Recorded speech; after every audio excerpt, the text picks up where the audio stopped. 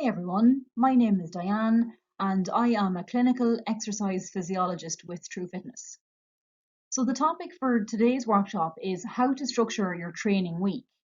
In other words, how to help you achieve the recommended guidelines for aerobic, resistance, flexibility and balance training all within your training week. So this is the fifth in our workshop series, and the previous four focused on aerobic exercise, resistance training, flexibility and balance. So you might want to look at those prior to this if you haven't already done so. So just an important piece of background information.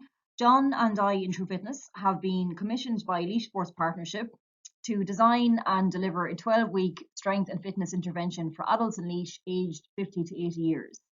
And this research study, fantastically, has been funded by the Sláintecare Integration Fund under grant agreement number 21. And if you'd like to hear more about the study design and what we're doing, I will present it at the end of this presentation. Just for now, to say that this mini workshop is part of a number of workshops that were created for the participants as part of this research. Okay, so the first workshop we looked at a number of weeks ago was about aerobic exercise. So for example, what is it? Walking, cycling, dancing, swimming, running. And then from there we moved on to resistance training. So for example, your squats, your lunges, your sit to stand exercises, and so on to develop strength.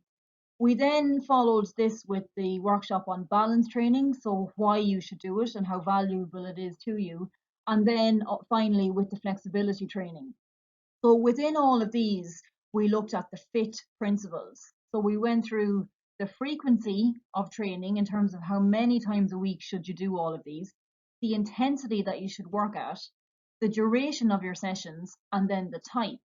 So we supported the type with, for example, home-based videos to help you train your strength or your fitness or your balance or your flexibility. So they're all in the previous workshops, and happy to share those resources if you haven't seen them already. And with that then, we just wanted to help you to structure your training week so that you could incorporate all of these types of training. It's called multimodal physical activity. Okay, so what we did just to help you navigate this is we've just created a very basic training diary. So it's basically Monday to Sunday, we have a box for each day where you can write in what type of training you did and maybe how much of it. And you can do this at home just using a calendar or something simple like that. But we'll just say, for example, Monday is an aerobic training session, and in this case, it's a 45-minute walk. So the case study we're kind of looking at here is just for general health and fitness. It's not for particularly highly trained individuals, it's not for competition for sure. So just general health and fitness, and it would be particularly relevant to, we'll say, the participants who are on our Sláintecare project, Prime Time for middle age and older adults at the moment. So, okay, so it's a 45-minute walk. It can be continuous, or if the fitness isn't quite there yet, it can be broken up into shorter sessions throughout the day. So for example, 15 minutes in the morning, lunchtime and evening. And we'll say on Tuesday then you do our Sláintecare session, which is a 60-minute online exercise class, and we have organised them so that they include aerobic, resistance, flexibility and balance training. So within your 60-minute session, you're hitting all four components of fitness. On Wednesday then, we're looking at an aerobic session, and you might be a little tired from doing your class the previous day, so we have reduced the duration to a 30-minute walk, which is still brilliant for health. Thursday, you're back doing your prime time Sláintecare class with us, which incorporates aerobic, resistance, flexibility and balance training. Friday then is important, and we have it highlighted as a rest day. And generally when we're working with people who are training, and particularly for people who are competing and training hard, and also for people who are beginners to exercise, so maybe they haven't done any exercise in a while, and you know, for example, your January resolution where you decide, okay, I am going to give this a good shot this time and I'm going to really be active and so on, and that's absolutely brilliant. But don't forget your rest day. So it's really, really important. That's the day where your body recovers from all of the training that you've been doing, and it adapts and it gets fitter and stronger. So this is really, really important, and it's not optional, it's essential in terms of training. But what we would suggest is if you're having a rest day from training, okay? So I'm not saying don't be active, keep doing what you do, keep your step count high and so on. But in terms of training, it's a rest day from one of those structured sessions. But we would recommend that you do a good flexibility or stretching session on this day, like a good 30 minutes, for example, one of the workouts that we've shared with our Sláintecare participants um, following John's workshop, and we have them all freely available if anyone would like to contact us. It's a really good day to de-stress from the week, and it's a really nice way to let your muscles kind of recover from all of the training during the week as well. So we would recommend that. And at the weekend, we generally, because we've more time, we would generally recommend that's when you do your long session. And there are numerous benefits from a long aerobic session. So, for example, a long walk. So, if you look here, the person's walks are 45 minutes and 30 minutes on Monday and Wednesday. But on Saturday, we try to get up to the hour mark and above, because you really get good fitness and health benefits from this. And again, it doesn't have to be 60 minutes continuous. It can be broken up into smaller sections, like 20-minute bouts if it has to be. So we would recommend your long session on a Saturday. And finally, I have a 60-minute session on a Sunday, which we would like to have 50% of it being aerobic. So, for example, your walk as usual, but it's a good idea to try and get some more strength training in later in the week, particularly if you have something like osteoporosis, and particularly if you're in the older adult group, because we want to make sure that you maintain the amount of muscle that you have and its strength and function. So again, we've distributed short strength home-based routines for our Sláintecare participants, and if anyone would like to avail of those, please let us know and we can send them on. So that's what a week kind of looks like. And just in terms of the recommendations for all of these different types of training. So we told you in the first workshop that you should do aerobic exercise 5 to 7 days a week for optimal health. And if we look here at our checklist, we have it on Monday, Tuesday, Wednesday, Thursday, Saturday, and we actually have it on Sunday as well. So we've 6 sessions within the week here. If we look at resistance, we told you that you should do resistance training 2 to 3 times per week for optimal strength, functionality, functional independent living, and so on as we age, for healthy aging. And if you look at our week, we have it on Tuesday and Thursday and Sunday. So we've hit those recommendations as well. In terms of flexibility, the minimum requirements are 2 to 3 days per week. Now, it depends. So if you've no issue with flexibility, or if you have no conditions that require a lot of flexibility training, like arthritis, back pain, or whatever it is, lots of different clinical conditions would need more flexibility training. But for your average person, stretching 2 to 3 days a week is enough.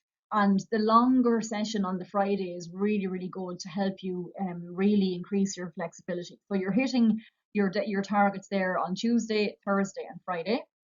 And then in terms of balance training for people who are at low risk of falls, you should do it twice a week, just for 5 minutes, just to make sure that you are training balance in some way and that you avoid things like falls as you get older. But if you are a medium risk of falls, so for example, people who have osteoporosis would fall into this category, you should do balance training on more days during the week, so 3 to 4. But if you're really high risk of falls, so for example, if you've had a fall already, or if you've had a number of falls, well, then you need intensive balance training, but you also need intensive strength training, because the leg strength isn't there for you to help you to keep your balance. So in that case, you're looking at balance 4+ days a week. Now, the balance training is 5 to 10 minutes in duration. They're not huge sessions, and we've have plenty of videos to help you on your way if you'd like them. And in this case, we're saying this person is low risk of falls and they're doing their balance training on Tuesdays and Thursdays, so that's perfect. Okay, so we always give you health homework after your health workshop, and in this case, we've just simply outlined a 7-day training diary. So it's blank, so you can insert whatever type of training you do, and then it also asks you how many minutes do you do on that day of that particular type of training. And if you look towards the end, then what we have is the guidelines for your aerobic, resistance, flexibility, and balance training. So you can tick off, as you write in your session, tick it off in terms of how many of each have you done. And if you're doing any of our home-based videos for Sláintecare, then you can tick off all 4 components of fitness in each 60-minute workout. And then finally, I also have the rest day written in there, to make sure that you're getting your rest day. Now, it's just important. I'm not saying be sedentary and sit down and don't move. I'm saying be active. So keep moving, keep your step count up. But if you're doing structured training sessions, like your strength training, like your long walks, like whatever, all of those types of training, well, then you don't do them every single day of the week because it gets too hard and too stressful on the body. And in those cases, you need a rest day from structured. So we have provided our participants with additional practical resources that are associated with the 4 previous workshops on aerobic training, resistance training, flexibility and balance training. And they're mostly in the form of home-based training videos. So if you'd like to avail of those, they're completely free. They were developed as part of the Sláintecare funded project. So please contact us and we will happily send them to you. So you can either contact myself, Diane, or John, who is our strength and conditioning specialist in True Fitness. And the details are, the website is www.truefitness.ie or info@truefitness.ie, and we will happily send that information.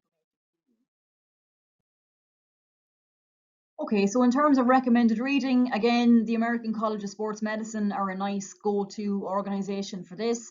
And that particular paper there on exercise and physical activity for older adults outlines the type and amount of multimodal training that should be done as we age and why, and it gives lots, because it's a review, it gives you lots of useful papers actually to look up for further reference and further reading. And also for any professionals working in this space, the ACSM have really nice kind of pocket resources. So it's guidelines in exercise testing and prescription, and this is really useful to support this workshop in terms of how to structure your training week and all about the different types, modes of training, how much you should do and why, and so on. And it's just a really, really useful tool. A lot of clinical physiologists would use this. So I'm just pointing you in the direction of that if it's something that you would like to read. Okay, so finally, for anyone who's interested, so we are currently running a research study titled Prime Time for Middle-Aged and Older Adults, a strength and fitness program for adults aged 50 to 80 years in Laois. And we have recruited 80 participants. They're 50 to 80 years of age. Originally, we were supposed to run this on site, which we love to do, so we get to really know everyone, and there's obviously a lot of social interaction and so on. But of course, with COVID, and because of the age group of this group, and also all of the numerous clinical conditions and injuries and so on that exist, of course they're of the most vulnerable in society at the moment. So we had to change our study design to move to online intervention, which to be fair is probably going to be the future of training interventions for this population for the immediate future anyway. So it's actually a really good opportunity to trial this. So we have participants of all clinical conditions, all abilities, visual impairments, you name it, everybody is in this program. It's an inclusive program, and that's what it was always intended. There's very little exclusion criteria here. We received ethical approval for the study from DCU, so we were delighted with that. And we worked very hard for this to be an online intervention. Okay, so we conducted our pre-program tests at the start of September, and in the interest of time, we ran a battery of tests in small groups, of course, and with all precautions taken to assess strength, fitness, balance, flexibility for physical measurements. And then we did a number of questionnaires to look at mental health, quality of life, how active people are, and a range of other measures as well. And these, of course, were actually done on site because, of course, us as testers, we need to be able to assess these variables, but all precautions were taken in terms of COVID, and all procedures were approved by the DCU Ethics Committee. Okay, so from there we have moved on to our 12-week intervention, and so what the participants do is they train twice a week with us online. So they're all trained up on Zoom, and everyone is using that twice a week to train with us. Each training session is a combination of strength work, aerobic exercise, balance, and flexibility. Because what we're finding is, even for the people who are active, they mostly focus on aerobic exercise, but as we get older, we need all of the components of fitness. So we have all of them incorporated into each training session. So they do that twice a week with us, but they also do one mini workshop with us per week. And in those, we pick a particular topic and we take them through the science behind it in a very, very practical way.